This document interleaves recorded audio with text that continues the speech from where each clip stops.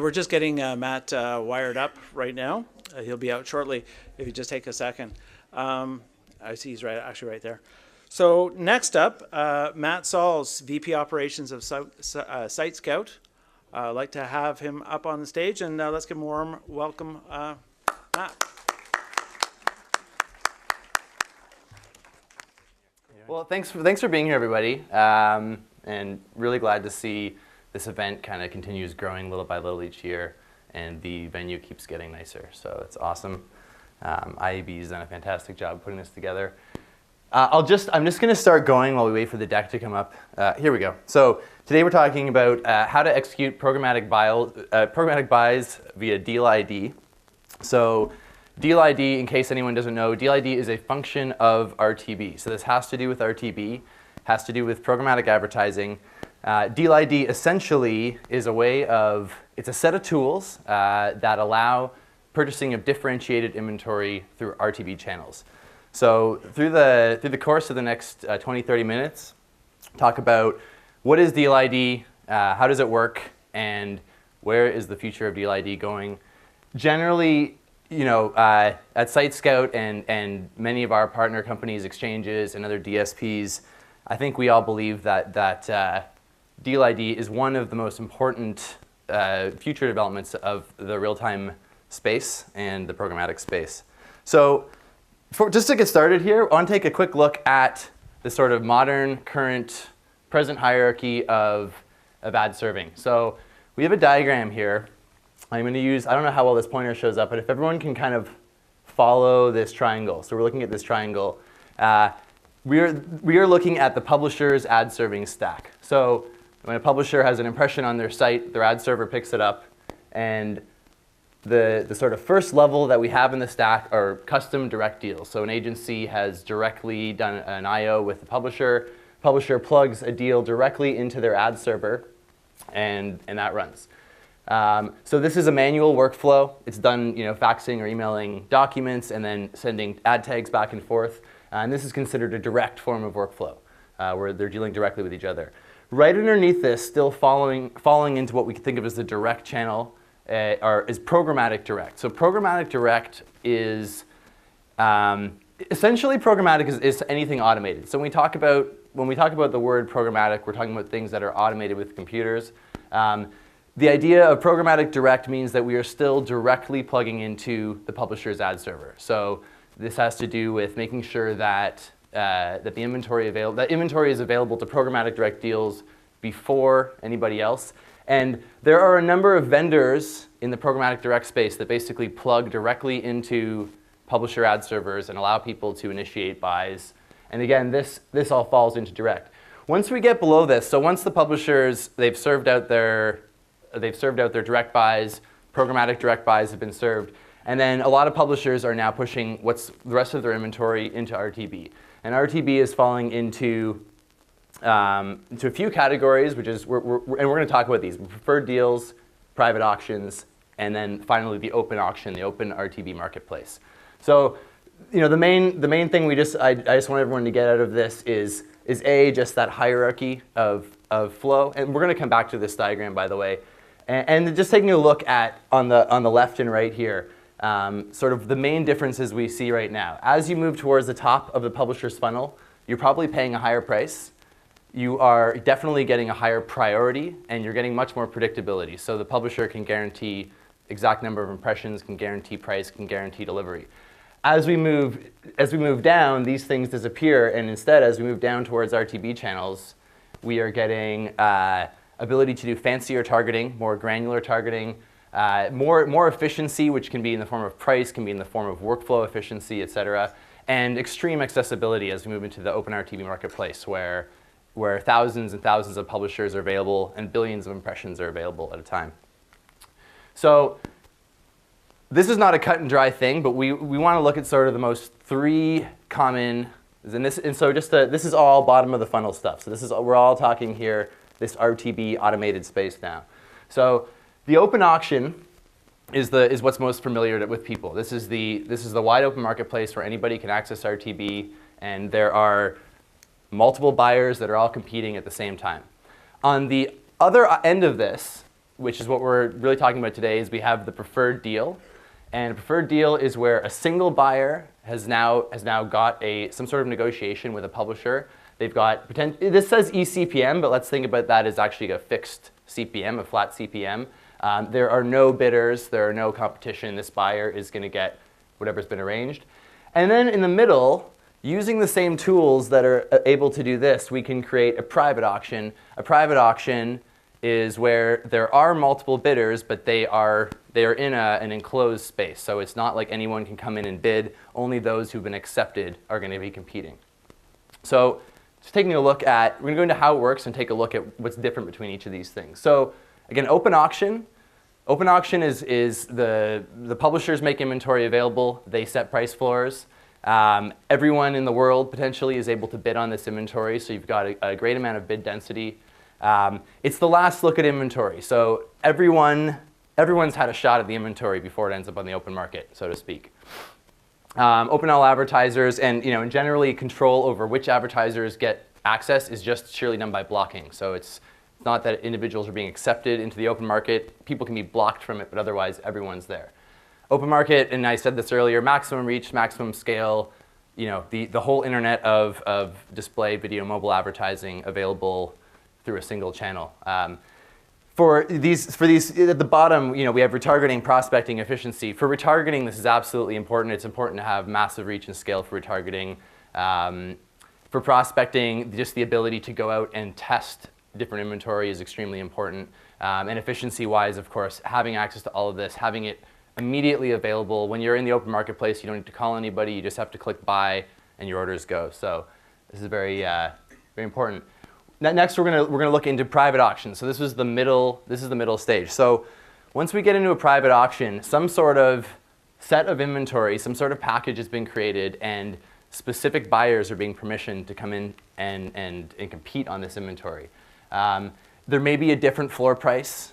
And I should point this out. We could be talking about the same impression. An impression could be offered first to a private auction. If none of these people buy it or they don't hit the floor price, it could then move to the open auction and allow everybody else to bid on it.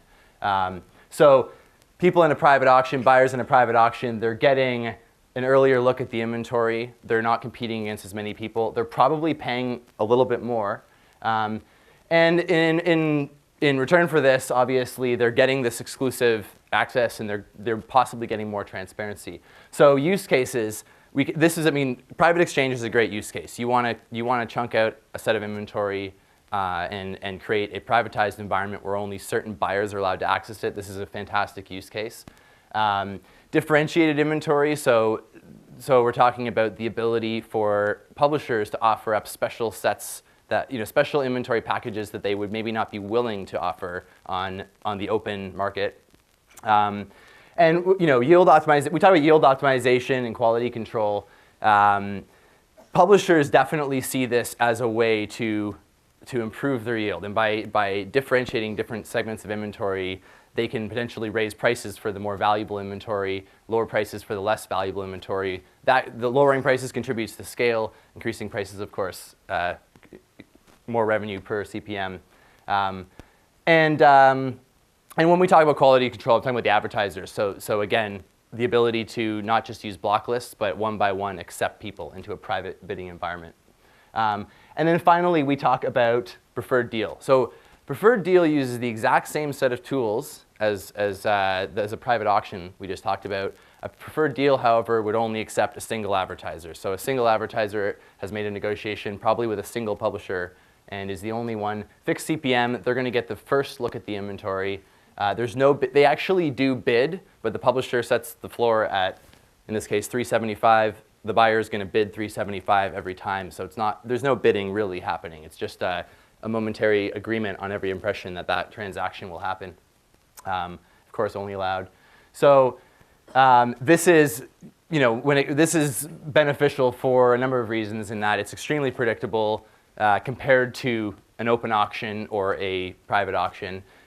We can fix the CPM completely, so it can be absolutely guaranteed. First look, as we mentioned, and basically this is the VIP of Deal ID. The publisher and the buyer can come to any agreement of price, package, data, placement, anything you want, and can make completely customized offers over RTB channels. So taking a look at the process, how do we actually go about executing a deal ID?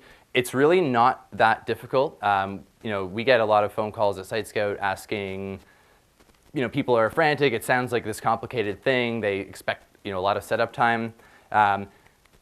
Step one, contact your DSP. So you should contact a DSP or multiple DSPs. You want to ask the DSP, how do they work with deal ID? Have they previously been successful in deal ID? Some DSPs are not that good at processing deal ID orders. Other DSPs do it quite easily. So talk to the DSP. Once you've talked to the DSP and you have an idea of what you want to do, either the DSP or the buyer potentially are contacting the publisher or contacting the exchange. This is probably the least cut and dry portion of the process, in that some exchanges have open, and we're going to look at one in a second, some exchanges have open platforms that anybody can log into and negotiate a deal ID. Other exchanges require that the DSP, someone from the DSP actually log in and build a deal ID. So depending on that setup, it could depend on whether the DSP does it, whether the agency does it, whether the buyer does it. And then of course, from an agency or a buyer, their level of comfort with doing this and their willingness to involve themselves in that workflow will also play a big part. Negotiate deal terms. Negotiating deal terms can be as simple as negotiating any IO. So how much volume is someone looking for? What's the price? Frequency cap, geo-targeting, data can be overlaid. So negotiating the full terms of what the buy is going to look like and how long it's going to run for. And finally, once this has been done, we generate a deal ID. A deal ID is actually just a number. So it'll be like a 10 to 20 character long number. Once the deal ID has been created, it has all terms built in, is what we're saying. So what does that mean? That means that on the DSP end, I'll back up. On the DSP end, usually someone logs in and you build a campaign. So you set up a campaign and you target geo and you set a frequency cap, you put in flight dates, etc. Potentially, if a deal ID has been built properly, the publisher will be sending the exact impressions that were agreed upon. So if a geo was agreed upon, the publisher will only send impressions from that geo with that deal ID attached to them. If there's a certain set of let's say, publishers' first-party data that's being used to build this inventory segment, then that data will that deal ID will automatically be attached to impressions in that geo with that data. If a frequency cap is in place, let's say it's like a 124 frequency cap, the publisher should only be sending one impression per user attached to that deal ID. So potentially on the DSP end, building a campaign, which is this final step, should literally just require putting the deal ID into a campaign and hitting go. The exact inventory that was previously agreed on should flow into that campaign, nothing more, nothing less. This is in the optimal setup, and it should not be necessary for the buyer to create targeting parameters on their end. And sometimes we've seen this can cause problems where there's a misalignment between, if for instance, if the deal ID includes targeting male, and the publisher or the exchange are using a different data provider than the DSP, there could be a disagreement on who's male. So it's usually better if the DSP does not target anything and allows the exchange stack or the publisher to set the targeting. So this is an example of a deal ID platform. This is from the Rubicon exchange. This is their RevConnect platform. The reason we chose to use this, the reason we wanted to use this as an example is because Rubicon has created an open platform, so the DSP does not need to log into this. This is an example screen where we can browse through packages. So we can see publishers, they've offered packages. You can see run dates, how many impressions are available. If you open these packages up, you get a bunch more information about demographic, what's in the audience. And again, anything that could be a programmatic buy, if you can think of any targeting parameter that exists, we can probably build packages like that. So anyone can have an account on this thing. You search through the packages. Once you decide you've picked some packages you like, we have this proposal screen, and you're literally filling in what you want to pay, what do you want to have delivered. If you scroll further down, there's a notes box where you can just type in any notes or comments or whatever parameters that you expect this buy to have. Click send, the publisher will receive this.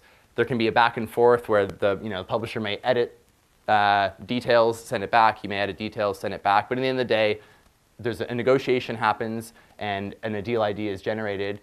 When the deal ID is generated, the final step would just be choosing the DSP that you want to run it on. So again, anyone can go into this, build out these deals, grab a deal ID, tell the software what DSP they plan on running that deal ID through, and then probably just have to call the DSP and email that number to them.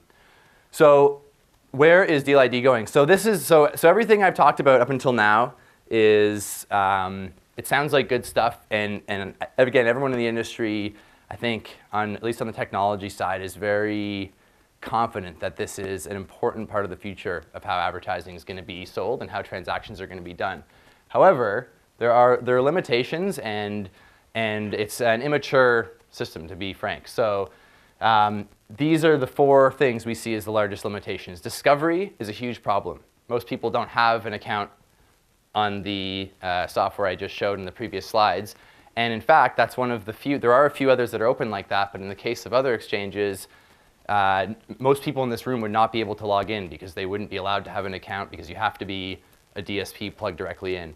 So it's very, discovery alone is a very difficult problem because you're going to end up with sales agents on the phone talking to buyers saying, reading them deal ID one by one. And if you have 10,000 publishers in there and each publisher has 10 packages, the communication becomes impossible. So if the DSP is not acting as the agency, it becomes a very cumbersome process to look at what's available, what's not, and actually build a package for someone.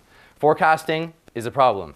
The RTB stacks are rarely plugged into, and there are some exceptions to this, but RTB stacks are rarely plugged into the ad server. So unlike a direct deal, where native ad serving or publishers' ad serving technologies can be very exact with blocking out inventory. So there can be many different buys going on with different targeting. A DFP type ad server can make sure that there's no overlapping buys, that all the delivery is going to happen, that we're not overbooking inventory. In RTB, this is not as easy, and if there's too many buys going at once, it may be the case that there's actually not inventory available for everyone in a certain targeting segment. And basically, because of that forecasting problem, it's tough to do absolute guaranteed deals. We do see issues where publisher inventory dries up even though the buyer wants it, and even though they've both agreed to do the deal, that the forecasting was done wrong, inventory is not available, it's all sold already. And finally, and this is the underlying problem with all of this right now, is that it's a very cumbersome process. We hear a lot of people saying, I don't understand why this is programmatic. I feel like I'm doing exactly as much work as I was doing when we did RFPs and IOs. I gotta get on the phone, I gotta talk to the publisher, we're like emailing deal IDs back and forth, someone's reading me lists of things. This is not saving time. I like to use the analogy that we just invented cars. They only go 3 kilometers an hour, and no one knows why they would trade their horse in for a car. The horse is cheaper, the horse is faster, you can put a big buggy on the back of it, so why is the car good?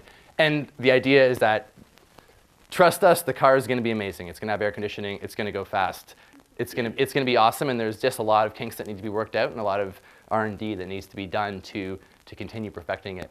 So on the discovery side, what are we working on? This is something that I know is something we push a lot to our exchange partners, and I think everyone in the industry believes in this, is that this needs to be conducted over API. So if anyone in the room doesn't know, API is just a communication, it's a software term for a communication protocol that various platforms could be messaging each other in the background. So instead of going into a screen like this, having to log into, for instance, the SSP platform, this could all be done from your DSP. So the DSP could actually have an API connection into every single exchange. The DSP would be able to pull in available deals, available publishers, available inventory information. From the DSP side, someone will be able to fill this form and send it back to the exchange. So essentially, step one, this should all be able to be happening out of a single platform. All this communication should be happening out of a single platform. These next bullet points this next bullet point showing packages is exactly, what needs to happen in the immediate future is that you should be able to log into any DSP and look through available deals on multiple exchanges. There's no standards for this yet. A bunch of SSPs have already built APIs, but most of them are limited to showing you active deals that you have going right now and are not allowing you to create new deals, negotiate deals, discover new inventory. But we're seeing a lot of progress, and we're seeing a lot of agreement. So the more people join the table with this conversation, I think the more we're seeing that everyone's really on the same page with this. Everyone agrees with generally how this needs to go. So we hope that standardization will occur. Deal ID, so forecasting and guarantees. This is probably the trickiest part. We have, I mentioned this before, there are a few exchanges, one in particular, that happen to have direct integration with an ad server. So for those folks, it may be easier. What we're starting to see, and every vendor and every technology provider is doing this a little bit differently, but the SSPs are moving closer and closer to full stack yield optimization. It's a big part of the point of this. In the end of the day, to do proper forecasting and guaranteed buying, the exchange needs to be aware of what's booked in the ad server and be able to book buys around that. And likewise, if we're really talking yield optimization, the ad server eventually needs to know what sort of RTB buys are booked so that we can properly figure out who's paying the most and where inventory should be going. This is, radical SSP implementation, and we're already seeing the current programmatic direct vendors that we see, which are not part of the RTB ecosystem, have done integrations with ad serving technology, so they can stick line items directly into ad servers. We see the future of this is definitely that SSPs are already doing this in some cases, or we're going to start building out this technology. It's not that complicated. It just needs to be thought out well and done properly. So again, this is the crux of everything, is that all this stuff is supposed to fix the process. So there's tons of offline work right now. There shouldn't be offline work. We should be able to communicate all of these details through single interface on whichever software platform you choose to use for your buying, or from the publisher's case for their selling. Communication is key, and this is where the API comes into, API type connections are going to come into effect. We shouldn't be on the phone reading each other things. We shouldn't have to email anything. Optimally, the way we would love to see it at SiteScout is we'd love someone to log into our platform, scroll through a list of deals. They don't see one they like, ability to propose a new one, enter the information, receive back the deal ID, which is automatically thrown into a campaign, and then they just have to put a budget in the campaign. And actually, potentially, that's even the budget itself is immediately in there. So this should move to a pretty quick ad ops job that's not, where someone's not spending days waiting for this to happen, but is hopefully conducting a deal ID negotiation front to back and setting it live, let's say within half an hour to an hour. So we're just going to go back to the modern hierarchy of ad serving. So this is the same slide we looked at earlier. And I just want to recap this for if anyone's not feeling confident on it. So at the top of our funnel, publisher's ad server, we have custom deals in the publisher's ad server. This is again done by IO, RFP. Those are going to be the first things to get served. And right underneath that, we have programmatic orders, which in this day are being initiated via those vendors I spoke about, who are able to directly inject buys into the publisher ad server.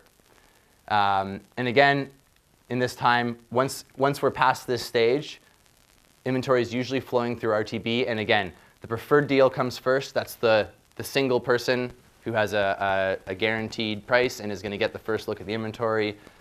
We go into private auctions, which are, again, various uses of the Deal ID tool to allow multiple bidders into a special set of inventory. And then finally, and I shouldn't say finally, because sometimes publishers will not allow their inventory to get past this. Publishers definitely have sets of inventory that will never make it past into the open auction, which is why they're using Deal ID. But finally, potentially, inventory flows to the open auction. This is a lot closer to how we see the future of buying working. There's absolutely no reason why direct buys need to continue happening as long as the technology is able to support it. It's fully obvious now why, in this day, things aren't happening this way, and the tools that are available are not currently strong enough to completely replace this example, this stack. But as these tools develop and as people become comfortable with using them, and it's important that there's adoption on the publisher side, adoption on the agency side, adoption on the advertiser side, that potentially RTB is completely capable of handling any sort of advertising transaction that people want to accomplish. And we have a strong belief, at least at SiteScout, that RTB will soon not stand for real-time bidding, but will just stand for real-time buying. You know, the RTB protocol is a transactional interface for different platforms to talk to each other, and as Deal ID technology moves forward, it's going to be able to handle any kind of transaction that people want to do. So our takeaways, Deal ID is real, and it is real, and there's a lot of people doing Deal ID buys, and we know that some of the exchanges have massive amounts of revenue coming in from Deal ID now. It is still evolving. It's not perfect. It's not completely mature, but there's a bright future for it, and we absolutely believe that, that it's something that is going to be put to heavy, heavy use in the future. Thank you.